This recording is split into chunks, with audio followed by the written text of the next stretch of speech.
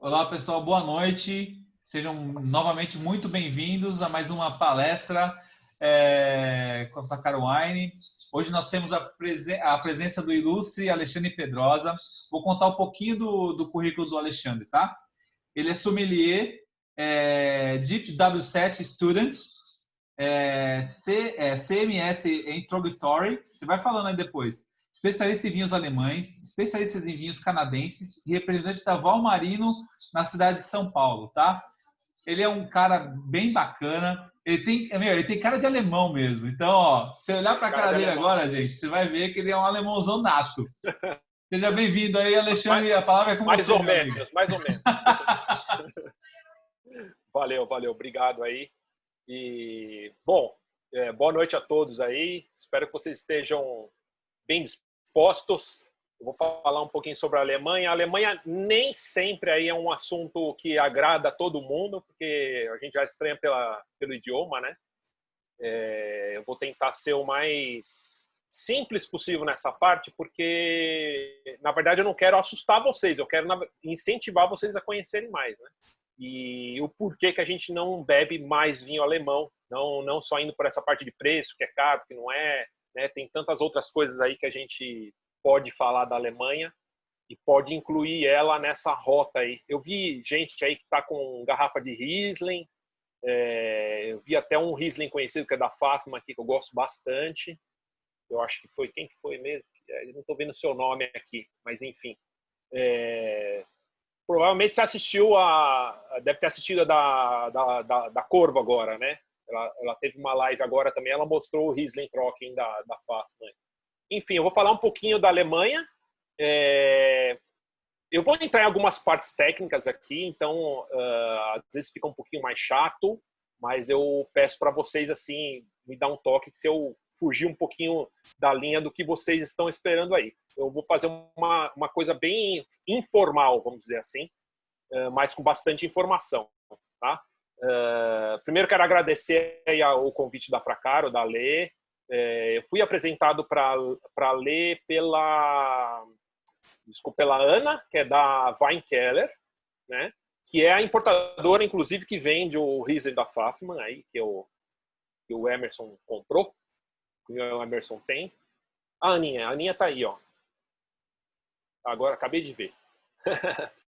E daí eu cheguei até ela e eu estava com esse projeto aí de fazer algumas apresentações.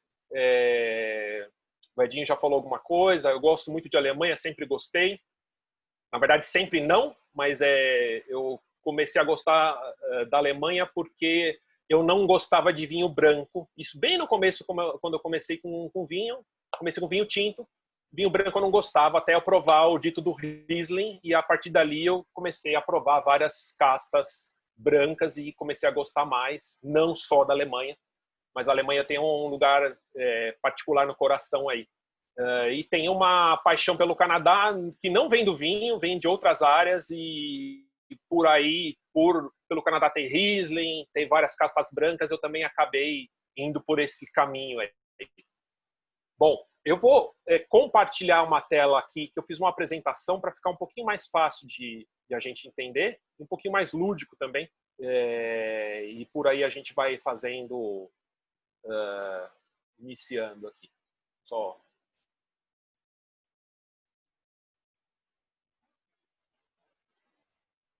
Me dá um ok aí se vocês estão vendo aí. Tá vendo? Tá. Então, só para vocês terem uma ideia, eu não tirei nada na minha cabeça, embora eu tenha muita coisa que eu tirei de conversa que a gente ouve, mas a fonte principal aí eu tirei dos cursos que eu fiz, principalmente na Court Master of Sommelier, né? E muitos artigos que a gente tem hoje da VDP, que é a associação que tem as melhores vinícolas alemãs, Wine Intelligence, que é muitos dados de mercado, e Wines of Germany, que cuida um pouquinho da divulgação de vinho alemão, né, que a gente tem. Fotos eu peguei de fonte própria mesmo, o VDP tem bastante coisa, do Google, né, não me preocupei muito em citar fonte, mas eu já vou citar aqui no começo para não ter problemas, né. A gente entra um pouquinho de história do vinho na Alemanha. A Alemanha ela tem uma história bem legal de vinho. porque a gente tem aquela imagem no Brasil, quem já é um pouquinho mais antigo aí, começou a chegar muito vinho doce aqui. E o vinho doce branco ele foi muito ligado à história da Alemanha. Chegava aquela garrafa azul, também chegava o Black Tower, que são dois ícones aí, que ainda existem por aí. E estão melhores do que estavam, mas eles continuam sendo aqueles vinhos de produção para o povão, vamos dizer assim, iniciar no vinho, né? São os nossos vinhos de mesa aqui, vamos dizer assim, né? E ou a gente lembra do vinho doce da Alemanha, ou a gente lembra do Riesling, que é a casta mais poderosa e a casta que a gente lembra da Alemanha, né? O Riesling, vale lembrar, é uma uva emblemática da Alemanha, não está presente só lá, tem em vários lugares do mundo, mas, na minha opinião, o melhor Riesling é a da Alemanha, tá? Lógico que eu vou puxar a sardinha, depois vocês vão poder discutir comigo aí. Tem Riesling bom em vários lugares, mas a Alemanha, para mim, é o melhor. A gente tem uma história de vinho na Alemanha que começa ali no centro da Alemanha, na região de Rheingau. Duas das vinícolas que são mais antigas, século XII, essa Schloss Johannisberg e a Kloster Eberbach. São bem conhecidas na Alemanha, bem no centro da Alemanha, e hoje elas produzem Rieslings fantásticos aí. Qualquer pessoa que gosta de Riesling, eu sugiro, recomendo provar Riesling dessas duas casas aí, tá? Em 1830 a gente começou leis baseadas no peso do mosto. A gente ouve muito falar isso na Alemanha, peso do mosto, que nada mais é do que a concentração de açúcar que a gente tem no suco de uva, né? Ou na maturação da uva. Para a gente ter uma ideia, quanto mais madura a uva é, mais pesada ela fica. E daí, por aí que a gente pesa o mosto, que hoje se baseiam algumas classificações alemãs que eu vou falar mais para frente. Tá? No final do século XIX, aí, que a gente vai ter, que eu marquei aqui, deixa eu voltar aqui, a Alemanha já era reconhecida como os melhores vinhos brancos do mundo, né? Aí veio toda aquela história na Europa de filoxera, bastante, e toda a plantação de vinho na Alemanha, e hoje já mais do que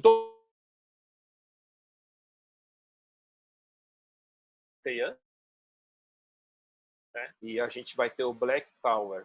Os dois vão ter na composição essa uva aí que é a Miller Turgot, que é chamada de Rivaner, né? E a gente vai falar um pouquinho mais para frente também, tá? São vinhos econômicos, né? Super econômicos. Aqui não chega tão econômico assim. Eu acho que são vinhos caros pelo que são. Embora tem vários tipos aí que pode achar para experimentar na faixa dos R$50, mais ou menos. Tá?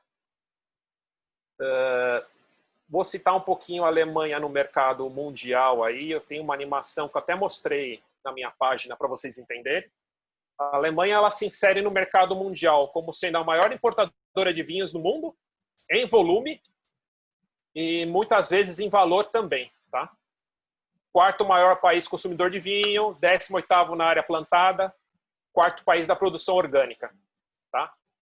Quando a gente fala de produção orgânica na Alemanha, a gente vai ter um probleminha aí, porque a Alemanha ela tem um clima que, embora ele seja bastante seco, né, na época de maturação da uva, ele é bem úmido no verão, tá? Então, que nem no Brasil aqui, a gente tem uma umidade muito grande no verão e daí chove bastante. A gente não tem como manter todas as vinhas saudáveis, né? A gente tem que saudáveis ao ponto de ser orgânico, né? Então, tem algumas regiões que têm isso e tem crescido por causa da mudança climática, né? Mas corresponde só a 9% da área do país. Mas é bem significativo e estão nas melhores vinícolas aí que tem na Alemanha. Inclusive, aquele vinho que estava sendo provado hoje, aí, o Pfaffmann, que eu vi ali, ele é um vinho orgânico, né? Para inserir o pessoal na localização da Alemanha, mais para explicar a influência climática a gente vai ter a Alemanha ali rodeada de países. Eu vou dizer assim, que a Alemanha está no paralelo mais norte de maturação de uva que a gente conhece, que a gente sabe que é aquela faixa de 30 a 50, a gente vai ter a maioria das regiões na faixa do paralelo 49, né? Que ao norte ele é muito frio, né? Essa vai ser a característica geral ali. A gente vai ter ali ao sul Áustria, Suíça, França e Bélgica ao oeste com Luxemburgo, vai ser a região que fazer fronteira com as áreas de maior produção ali de uva na Alemanha, tá? Que é essa faixa sudoeste que a gente vê do mapa aí, que eu destaco aqui. Já falei um pouquinho do clima. O clima é um clima continental fresco aí. Clima continental, para quem não sabe, é um clima que tem muita variedade e tem todas as coisas que podem atrapalhar na parte do crescimento da uva aí, né? O crescimento e o amadurecimento da uva corretamente. Por isso que a gente tem variações também, de muita variação na parte de safra, tá? O inverno na Alemanha é congelante, né? Que dá que propicia também a produção do Weißwein, que eu vou falar mais para frente, que é aquele vinho do gelo, né, na tradução literal. Primavera a gente tem todos aqueles problemas de geada, que é o que acontece também na França, que tem que tomar cuidado. O verão, como eu já falei, é bem quente e úmido, propício aí a fungo, propício a qualquer tipo de micro-organismo para se desenvolver. Isso vai explicar como é que o viticultor ali nas áreas, né, nas áreas de plantio ali na Alemanha, vai ter que conduzir a planta para ter um melhor produto, né, final ali. E outono, que é a época que sobra ali para amadurecer as uvas, bem longos e secos. Esse é o diferencial da Alemanha. Embora ele tenha o verão quente e úmido, que é quando explode, né, que é quando começa a florescer e amadurecer os frutos, esses frutos eles vão amadurecer muito no outono. E é por isso também que tem uma grande quantidade de vinhos que são puxados mais para o residual de açúcar na Alemanha, né? Eles têm essa tendência aí por causa da época de amadurecimento. Eles deixam amadurecer bem para evitar também ter doença, esse tipo de coisa, tá?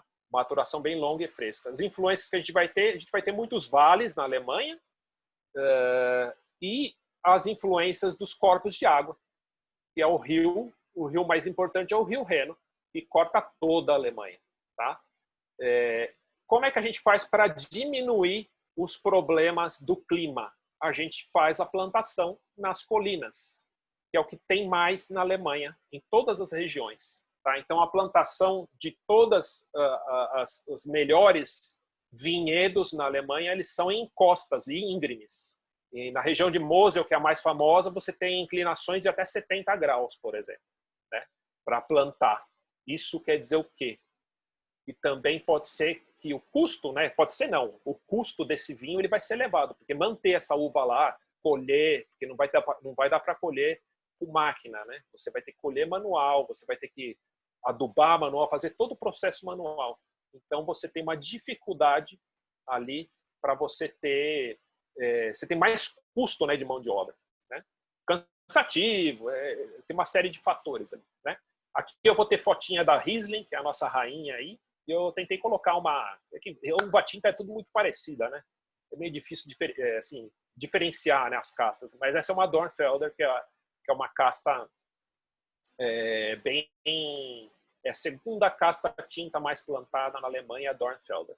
Eu vou falar um pouquinho mais para frente também. A gente vai ter a Riesling, a mais plantada no território todo, alguns locais mais, outros menos, mas ela vem batendo a Müller-Thurgau, que foi a primeira uva ali, a branca alemã, a dominar tudo, que é conhecido como Rivaner também. Tá? A Müller-Thurgau é um cruzamento da Riesling com a Madeleine Royale. Ela... tentaram os cruzamentos ali para ter uma melhor adaptação da Riesling no clima alemão, né? Embora o clima ele mude, né? Vem mudando. O Riesling é super assim resistente à temperatura baixa, que é o problema da Alemanha. E a Miller-Turgau ela veio para tentar ter mais ou menos o mesmo poder da Riesling. Só que ela é menos ácida do que a Riesling, então ela já perde um pouquinho de aroma também. Ela já tem um caráter um pouquinho mais verde no paladar, também nos vinhos. Faz vinhos fantásticos que eu acho em algumas regiões, mas perto da Riesling ela fica pequenininha, né? Na minha opinião, aí ela fica bem pequena. Eu coloquei nomes daí das uvas, vocês não se assustem, mas eu coloquei os nomes em alemão para vocês terem conhecimento, mas muitas delas são nomes franceses. Então a gente vai ter a Spätburgunder, a gente pode falar Spätburgunder, que é a nossa Pinot Noir, que é a uva tinta mais plantada na Alemanha, a Dornfelder. A Dornfelder, na realidade, ela é uma uva que a gente vai ter, é a segunda uva tinta mais plantada, também é um cruzamento, e ela veio para compor blends junto com outras castas tintas na Alemanha. Tá? Esse foi o objetivo de fazer a Dornfelder.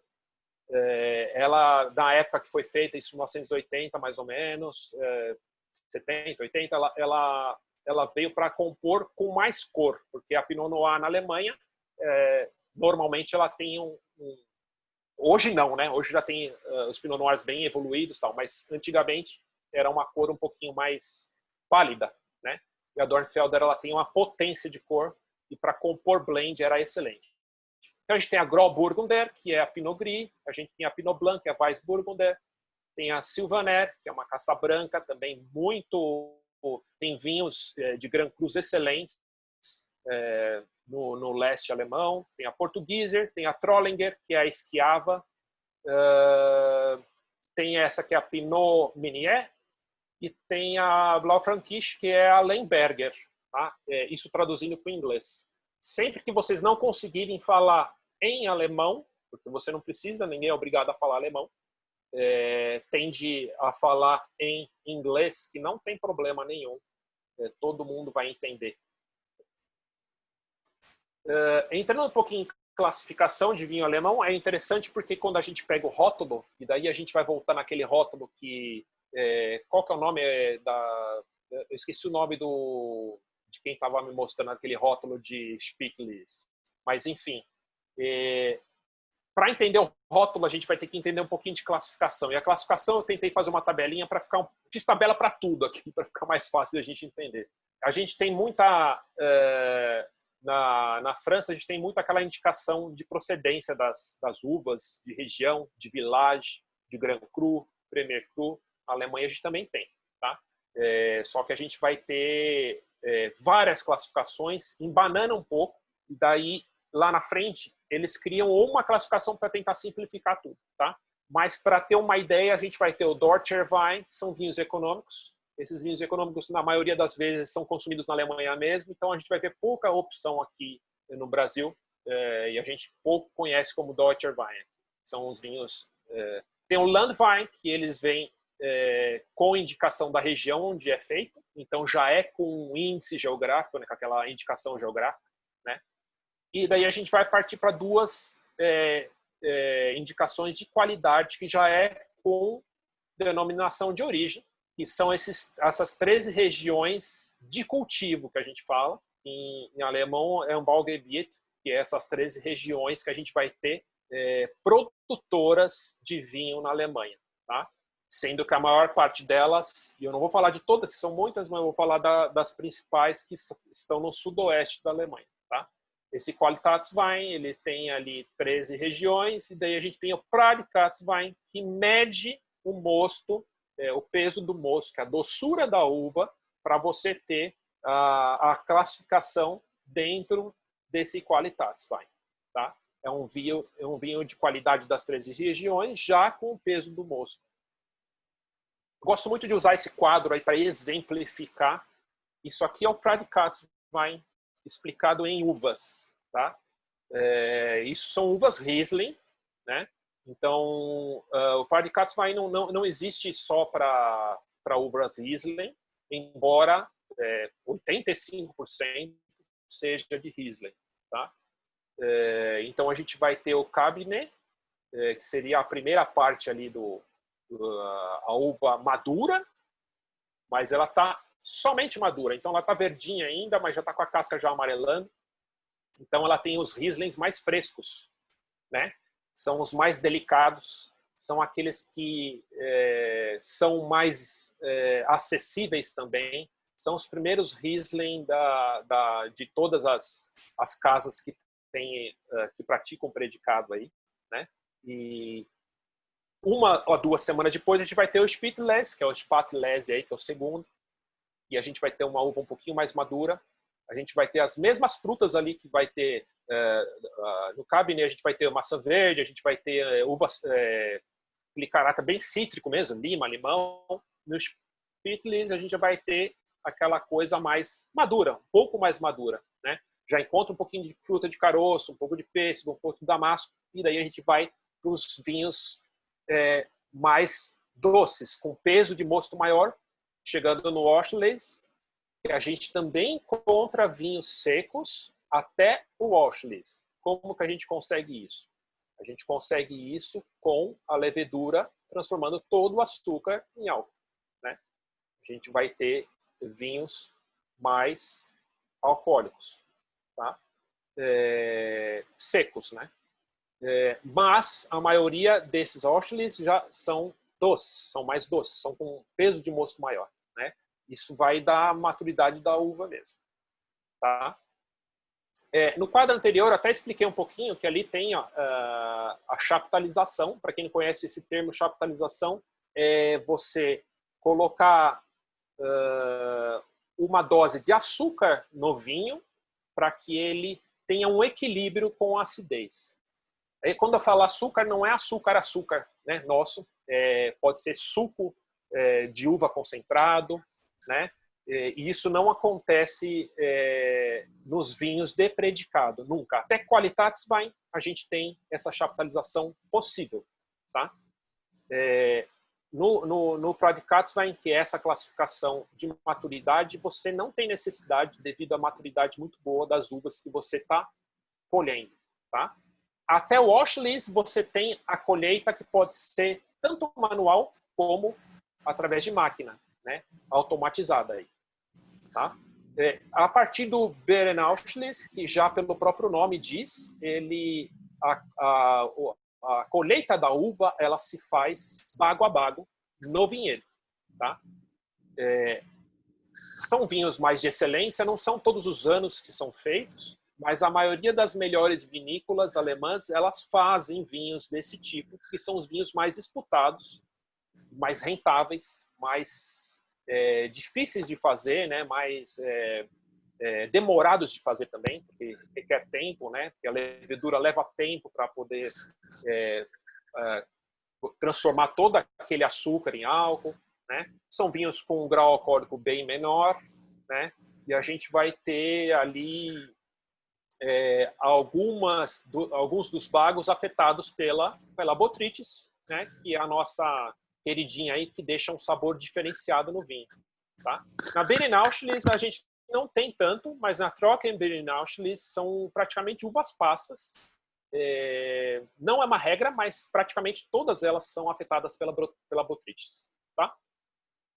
Essa diferença de doçura aí. A gente vai ter os vinhos, a meta do produtor, normalmente, quando ele pratica o Prädikatswein, é chegar no Trockenbeerenauchlese, que é um vinho de excelente reconhecimento, tá? E para isso a gente vai ter que ter condições muito boas, tanto de vinhedo como de clima na Alemanha. A gente vai ter uma outra classificação também, que é a última aqui, que é o Weißwein, né?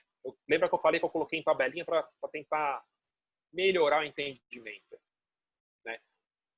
A gente vai ter do lado esquerdo ali toda a classificação de Prädikatswein. Em relação ao corpo do vinho, a gente tem que entender que isso aqui é uma indicação de estilo do vinho, tá? Então a gente vai ter o Cabernet, que é um pouquinho mais ligeiro, corpo ligeiro, né? Normalmente os vinhos não são de entrada, mas são os primeiros vinhos, né, a serem feitos, né, a ficarem prontos também. Maçã verde, frutas cítricas, acidez lá em cima. A gente tem o Spätlese com um pouquinho mais de corpo, daí de Auchlese para baixo já vai ter corpo médio alto. E vai mudando sabores, complexidade de sabores, até chegar no Weißwein, que é um vinho feito de uvas congeladas. Enquanto elas estão congeladas, são colhidas nos primeiros horários do dia, elas são prensadas, a parte de gelo ela fica fora do mosto, então o que cai para fermentar é somente aquele sumo mesmo que está concentrado de açúcar e sabores, né? Isso faz com que se tenha muita concentração de acidez e doçura, um equilíbrio muito grande, tá? Eu sei que é meio confuso, mas pode piorar. Vamos mais para frente que piora. Em termos de nome é complicado, mas quando você entende a classificação e esses níveis de doçura, de peso do mosto, é tranquilo você pegar uma garrafa e escolher, tá? Regiões vinícolas da Alemanha, como eu falei, são 13 regiões, que é os Anbaugebiet. Dentro dessas regiões a gente tem 39 distritos, que é os Bereiche, né, que vão distinguir aí os melhores locais para você ter o vinho, os melhores vinhedos, né, vamos dizer assim, tá? E como eu falei, as principais produções estão destacadas ali no sul e no sudoeste da Alemanha, tá? De novo, um mapinha só para a gente se localizar. A gente tem a Alemanha ali, rodeada de Países Baixos ali, a gente tem Amsterdã, Bélgica, Luxemburgo, França tem um pedacinho ali entrando, Suíça e Áustria, né? São os principais países que fazem limite ali, todos recortados por rios, né? A gente vai ter na Alemanha ali a fantástica parte de hidrografia influenciando em toda a parte de vinhedo. Onde que são os melhores vinhedos da Alemanha? São aqueles que estão nas encostas, perto dos corpos de água, dos rios. Por quê? Porque eles vão ter a sua localização privilegiada em relação a um clima que é frio. O corpo de água ele tende a temperar o tempo, quando é frio ou quando é calor, né? Então, quando é muito calor, não fica tão calor, por causa que a água ela ajuda, né, a temperar isso aí, e quando é frio, não fica tão frio, tá? E para ajudar melhor, eles também fazem com que a gente tenha esses percalços, né? Como é que a gente fala? As colinas, né, que a gente planta para poder localizar melhor todos os vinhedos, tá? A maior produção de uva que a gente vai ter para vinho vai ser em Rheinhessen.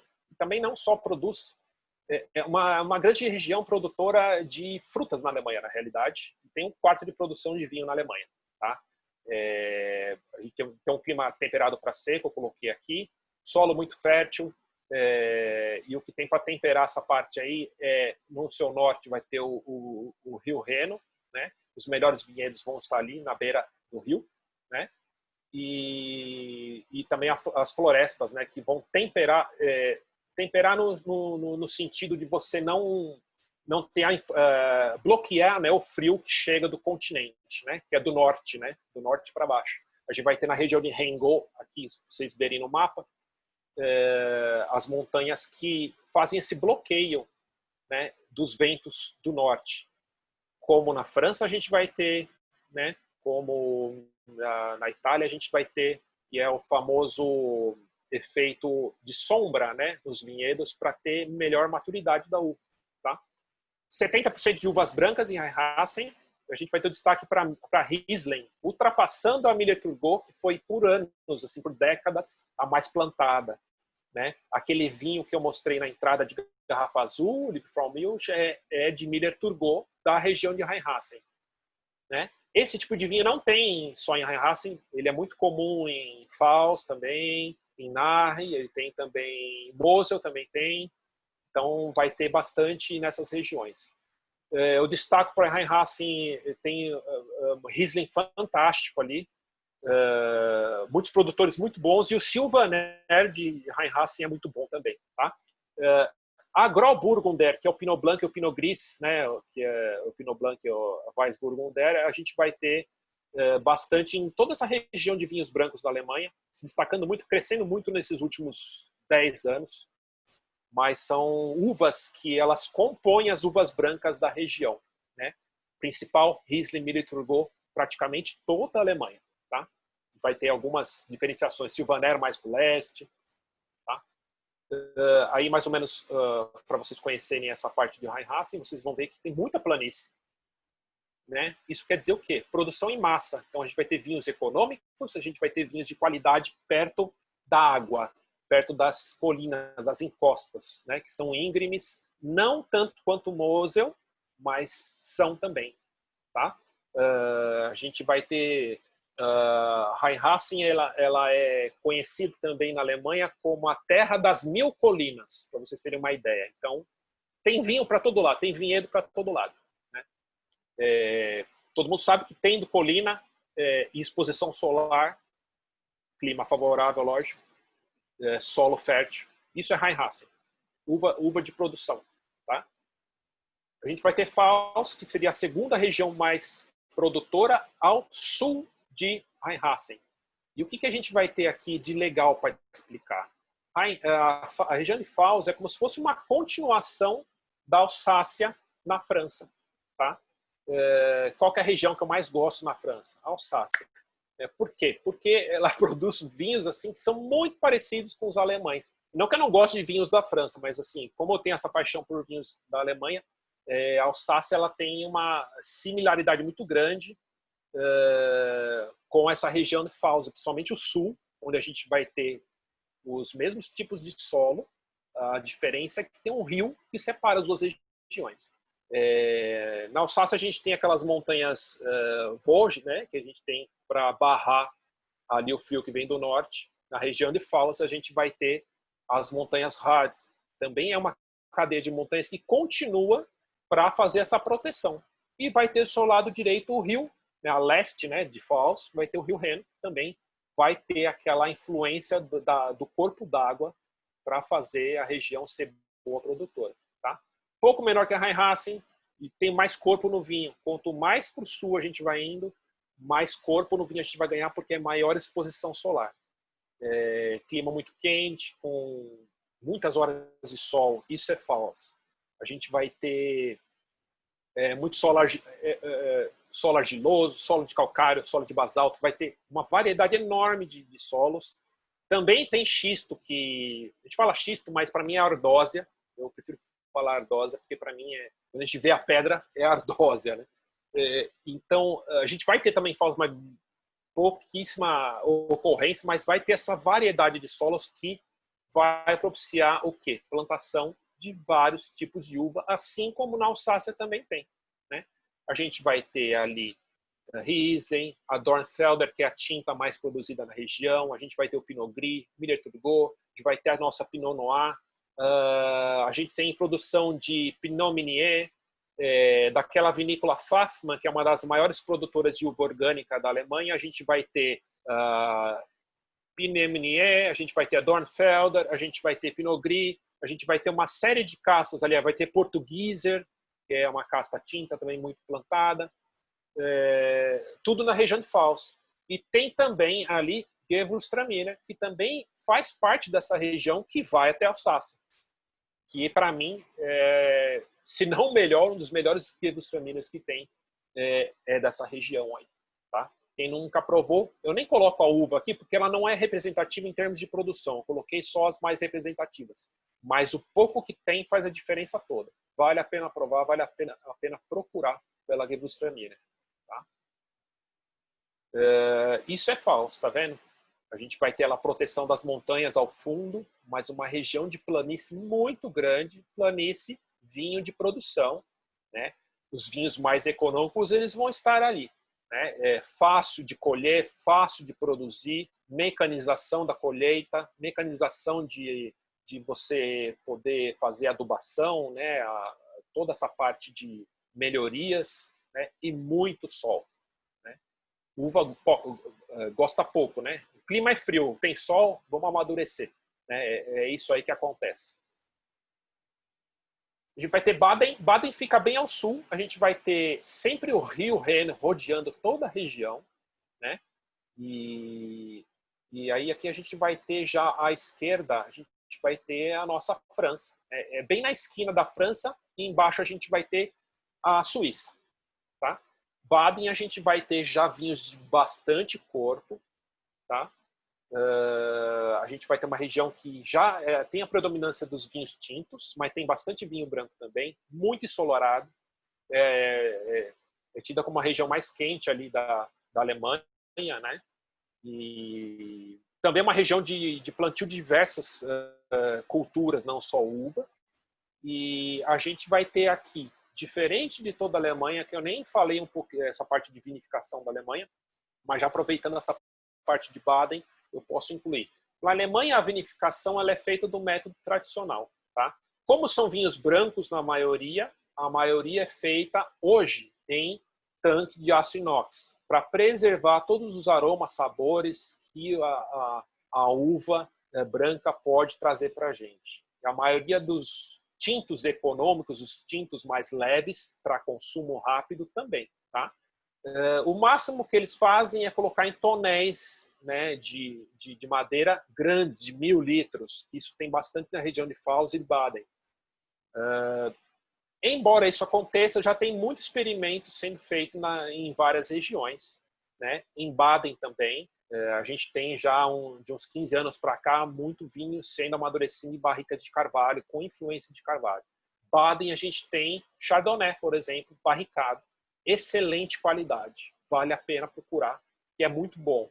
Tá? A gente vai ter Pinot Gris, a gente vai ter o Pinot Blanc, também em contato com madeira, em contato com levedura, para ter sabores diferenciados. Tá? Aqui a principal casta que eu destaco é a minha querida Pinot Noir, a Spitzburgunder, né? E a gente vai ter aí excelentes Pinot Noirs aí na região de Baden.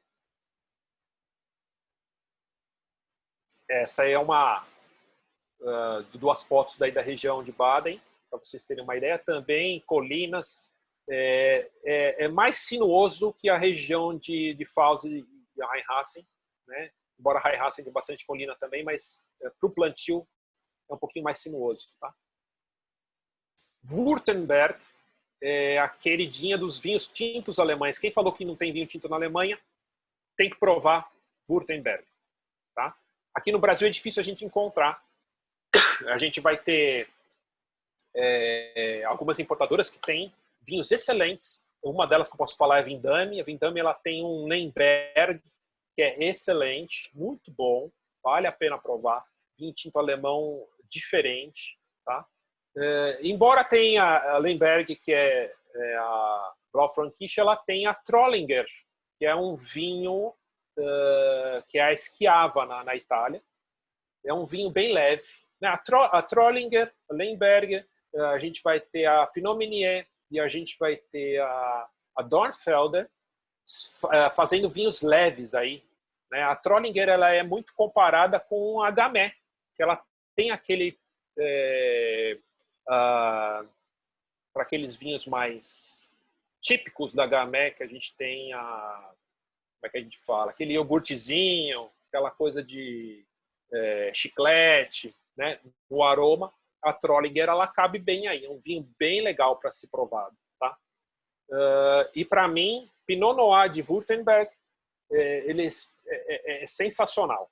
Pode comprar, é um vinho tinto excelente. Tá? A gente vai estar falando de vinhos sim, de Grand Crus que vão ter aí em Württemberg, Baden, né? Na região de Aar vai ter também, eu vou falar um pouco mais para frente. Tem Riesling aí? Tem Riesling em quase todas as regiões da Alemanha. E aqui a gente vai ter uns Rieslings com experiências em barrica de carvalho. Incrível, né? Riesling super aromático e me colocam na barrica de carvalho. Eu não sou muito fã eu já provei, eu prefiro o Riesling bem tradicional, né?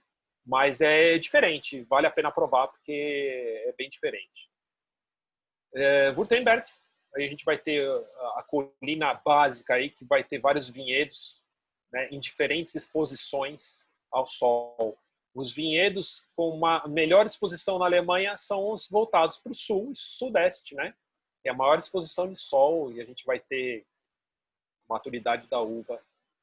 A gente pensa que na Alemanha só faz muito frio, né? O ano passado fez 40 graus em Mosel. Para mim, realmente mudança climática total, né? E a gente vai chegar na queridinha de todo mundo, pelo menos minha, né? Porque tem ali o Riesling. Mosel é a região vinícola mais conhecida da Alemanha. É a que cai na prova. Prova de todo mundo que faz, cai Mosel. Se você souber Mosel, 40%, 50% da prova já foi, já acertou tudo, né? A gente vai ter um clima muito favorável para a uva ali, porque apesar do clima frio, a gente vai ter influência das inclinações, né, daquelas colinas que a gente vai ter, como eu já falei antes, tem colinas que chegam até 70 graus de inclinação, isso disposição no sol o dia todo, a maior parte do dia, muitos vales, influência de corpo d'água para temperar tudo isso e poder ajudar a não congelar as uvas e também a não deixá-las muito quentes no calor, né? Como eu falei, fez 40 graus, né, o ano passado. Ter essa água próxima, ela pode tanto ajudar a esquentar as uvas de noite, né, transmitir o calor à noite, como não deixá-las queimarem muito, né? Solo argiloso, calcário, e aqui eu destaco muito solo de ardósia, tá? Aqui tem solo de ardósia, a gente chama ardósia aquela pedra cinza que a gente vê em vários lugares, né? Tem em varanda, tal, tem para vender aqui ardósia. E é exatamente aquilo que a gente encontra em vários vinhedos lá, tá? Só que são fatias finas daquilo lá. Normalmente embaixo é bem argiloso e calcário. Calcário do quê? Calcário de mar, tá? Isso foi antigamente, né? Anos atrás. Muito provavelmente a gente tenha tido aí era um mar só, então é calcário de concha mesmo, tá? Tanto é que tem vinhedos que por escavar para fazer a plantação já encontraram conchas, calcário de mar mesmo aí, tá? Então é muito fértil nesse sentido embaixo dessa ardósia. E essa ardósia ela ajuda também para reter o calor, refletir na uva e ter uma maturidade melhor dessa uva, tá? Uvas que dão na região é 90% Riesling, mas a gente vai ter Miller-Turgau, a gente vai ter uma uva que ninguém fala que é Elblin. Essa uva Elblin, ela é a terceira uva mais produzida nessa região e ela é muito utilizada para fazer o espumante alemão, que é o Sekt, né? Que é o espumante alemão. Lógico que em composição com outras uvas. Ela não chega num grau de maturidade muito grande aí, então ela usa muito essa parte de acidez dela, né, para deixar o frescor no espumante, tá? Tem Pinot Blanc, tem Pinot Noir também, mas bem pouco, né? A maioria dos produtores aqui vai trabalhar Riesling muito bem, que é o que vai compensar aí, tá? Vocês estão vendo que é bem sinuoso, né? Esse rio que está passando, que é o rio Mosel, né? Todos esses contornos para baixo aqui não dá para eu apontar, não tem o laser point aqui. Mas se a gente for, e nem a setinha não está vindo, mas enfim, a gente vai ter ali alguns vinhedos, são os villages, essas cidadezinhas são os villages que a gente vai ter. É importante eu falar isso, porque às vezes quando você pega um Riesling na mão, você vai olhar para sua garrafa, ele está o village escrito lá, e o vinhedo desse village. Naquele Riesling que o senhor me mostrou anteriormente aí, que é um Spitlitz, ele tinha o village na frente e o vinhedo depois, tá? Então ele vai pegar nessas, vamos falar cidadezinhas, né, que são os villages, que são as regiões onde estão os vinhedos, que são muitas vezes compartilhados em diversas vinícolas da região, tá? Mais para o sul a gente vai ter um solo mais argiloso, a gente vai ter mais acidez e um caráter mais fruta cítrica no Riesling. Mais para o norte a gente vai ter um Riesling mais, que a gente diz, mais clássico.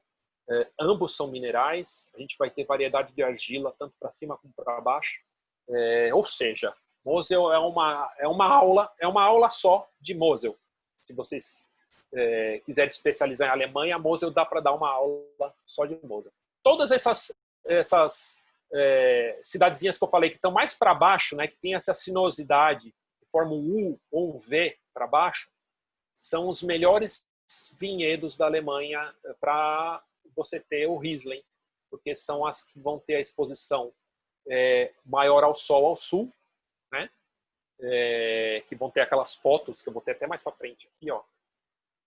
Essas fotos em forma de U aqui, que é o rio, né? Que tem os vinhedos, né? Bem íngremes, são vales, né? Então forma essa neblina de manhã na maioria dos dias mais tem variedade, né, de temperatura, né?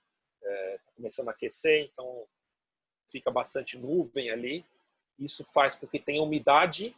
Umidade na uva, o que faz? Fungo. O que faz fungo?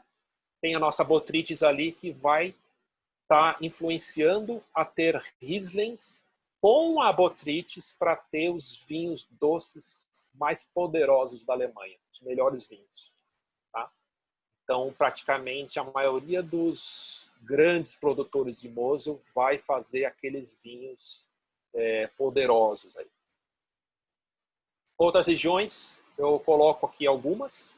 Eu vou destacar Rheingau, que eu falei no começo, mas que fez ali o início da história do vinho na Alemanha. E são Rieslings diferentes de Mosel, que são Riesling com mais corpo do que Mosel. Né? Mosel ele tem aquela influência ali.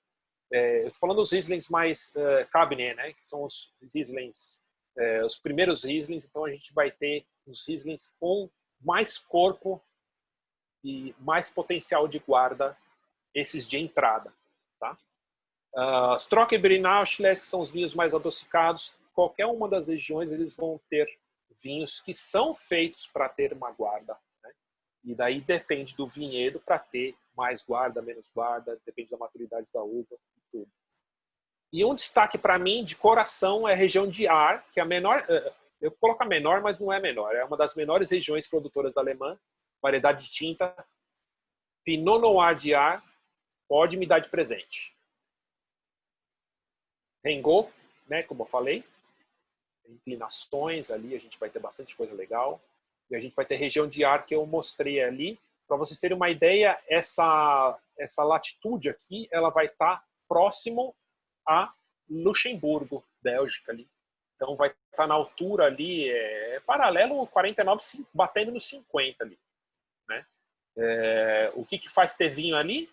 De novo, influência do corpo de água, rio, vai ter inclinação, né, dos vales ali, das colinas, e vai ter o vinho com maior exposição solar, vinhos tintos poderosos, muito bons.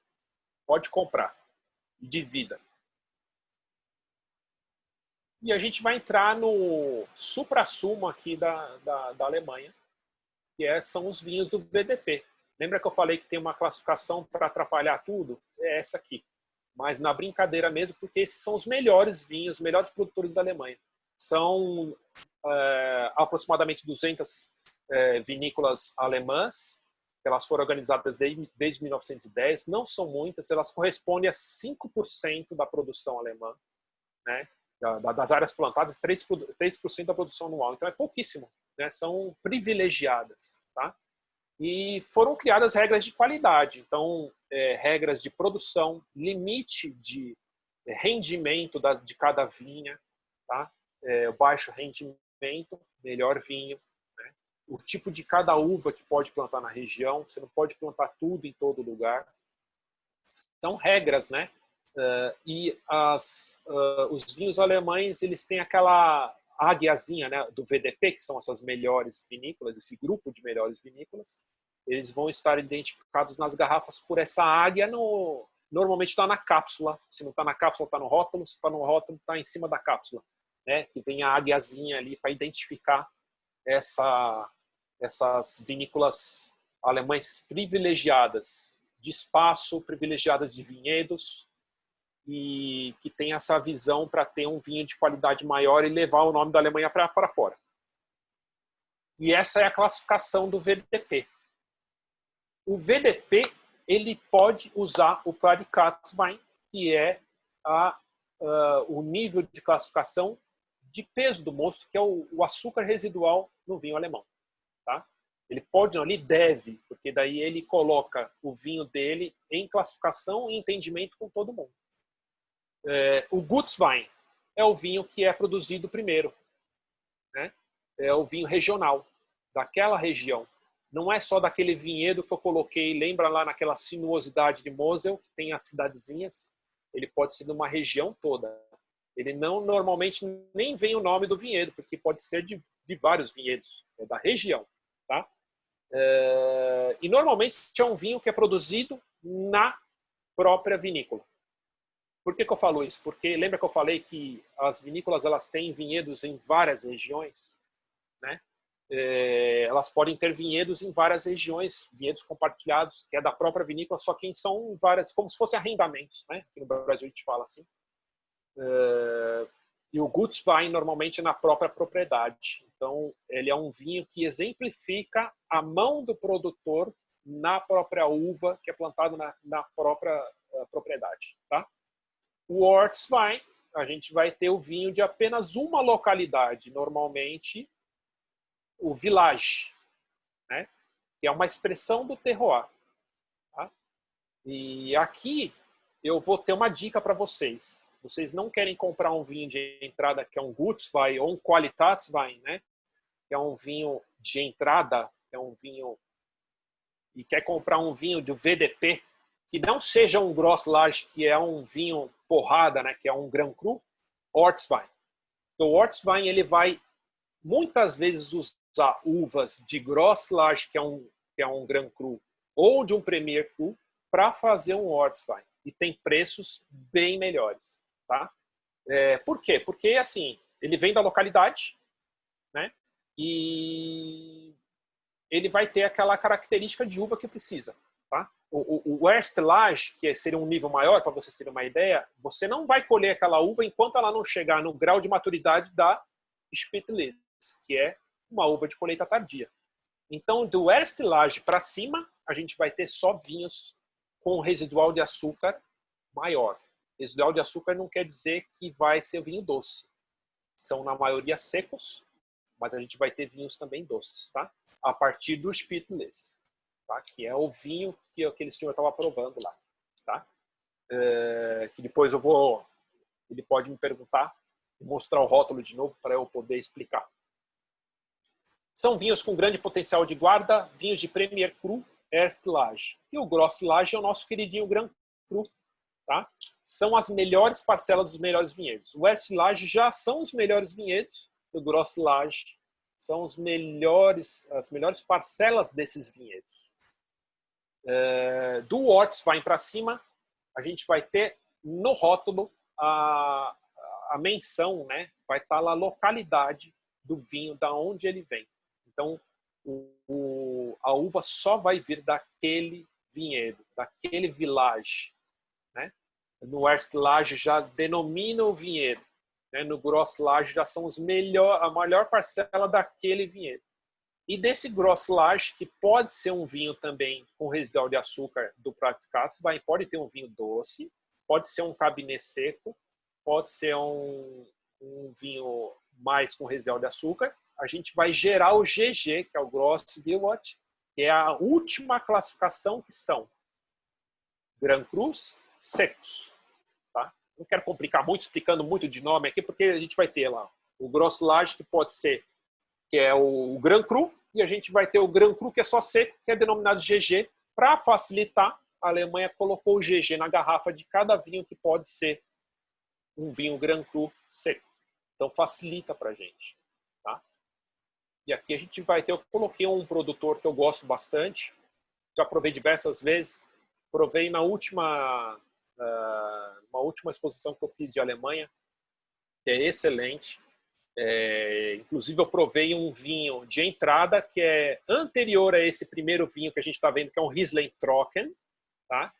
E ele estava muito bom. Era um 2014, eu pensei que ele ia estar já xoxo, né, vamos dizer assim, passado, porque era um vinho de entrada, mas ele estava excelente, estava assim, eu acho que provavelmente no auge dele, para ser um vinho de entrada, tá? Os Qualitätswein, os Cabernet, até o Spätlese, eles vão ter aquela característica de serem um pouquinho mais delicados em relação ao tempo, ao potencial de guarda. Claro que, quanto melhor for o vinhedo, melhor a maturidade dessas uvas, né?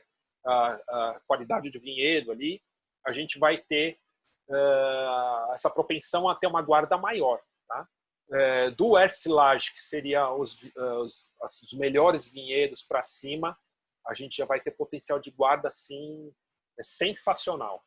Eu coloquei um Pinot Blanc aí no meio só para dar uma quebrada nesses Rieslings aí, porque para mostrar também que VDP e essas classificações, elas não são só exclusivas do Riesling, são diversas uvas, mas são uvas que podem ser plantadas em cada uma dessas regiões, porque o VDP determina assim. Tá? O primeiro vinho, né, da esquerda para a direita, a gente vai ter lá um Screw Cap, que é um vinho de entrada, Trocken, da Grand Fassin, que a gente vai ter um vinho que a gente vai ter ali indicando o vinhedo. Tá? Desculpa, ele indica a região. Tá? No segundo, ele também ele não indica nada, ele só, né, coloca ali o tipo da uva, tudo certinho. O terceiro vinho, a gente já vai ter a indicação do village. Né? Ele é um Riesling Cabernet. Aí não fala se é Trocken ou se não é, mas provavelmente é um Trocken. É um vinho Trocken, é um vinho seco. Eu não falei isso porque tem outra denominação que a gente precisa saber, que é o Trocken, é todo vinho seco. Se quiser um vinho seco na Alemanha, tem que estar Trocken na garrafa, ou você saber, né, a região e o tipo de fabricação e como foi vinificado. Tá? O quarto vinho já é um Grand Cru de um village que eu gosto muito, que é esse nome difícil aí, que eu nem vou me... Deixa eu ver aqui, que eu não estou nem enxergando aqui o nome. Tem uma vista, até com óculos está ruim de enxergar. Goldtropfischen. Eu não sei falar essa palavra, mas é um Riesling que é sensacional. Eu já provei todos esses aí, só não provei o espumante. O espumante alemão que a gente vai ter em praticamente todas as regiões da Alemanha. Dizem que, não há dados para isso, mas dizem que a Alemanha é o maior consumidor de espumantes do mundo também. Tá? Isso falta dados para confirmar, mas eu já ouvi isso de diversas pessoas. Enfim. Eu acho que a apresentação foi bem completa aí. Coloco meus dados aqui, quem quiser também depois tirar dúvidas específicas. Eu coloco o meu canal aqui, Qual Vinho Eu Levo. Eu já falei com a Lê. Né? Qual Vinho Eu Levo é a minha página que eu tenho específica para vinho lá no Instagram. E também é uma loja virtual. Vendo alguns rótulos alemães também. Mas eu tenho a minha especificidade aqui é trabalhar com a Valmarino, que eu sou representante da Valmarino, como o Edinho já falou, né? E algumas outras representações que eu tenho, mas vale a pena dar uma procurada lá quem tiver interesse. E agora que eu vou entrar, tem que sair daqui, né, Ale? Como é que eu saio daqui? Agora vai.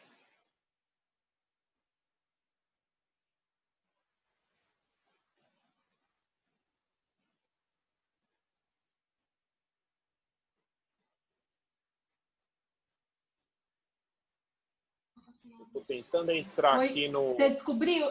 Deve ter um iconezinho de fechar. Eu também não estou achando no teu. Espera aí. O que eu tenho que fechar aqui? O que está aparecendo para vocês? Não, está aparecendo a apresentação aí. Pronto, agora acho que foi. Agora acertei, né? Você está conseguindo ver todo mundo? Agora estou vendo todo mundo. Tá vendo a sala bonita? Tô vendo. A sala de aula. Eu acho que deu... Eu acho que deu para explicar bastante aí, né?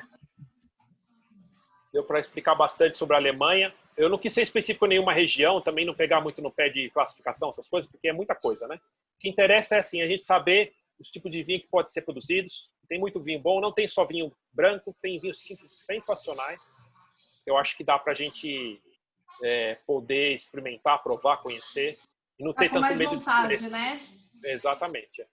Gente, se essa aula do Ale foi maravilhosa, estava todo mundo na expectativa de Alemanha e a culpa não foi minha, tá?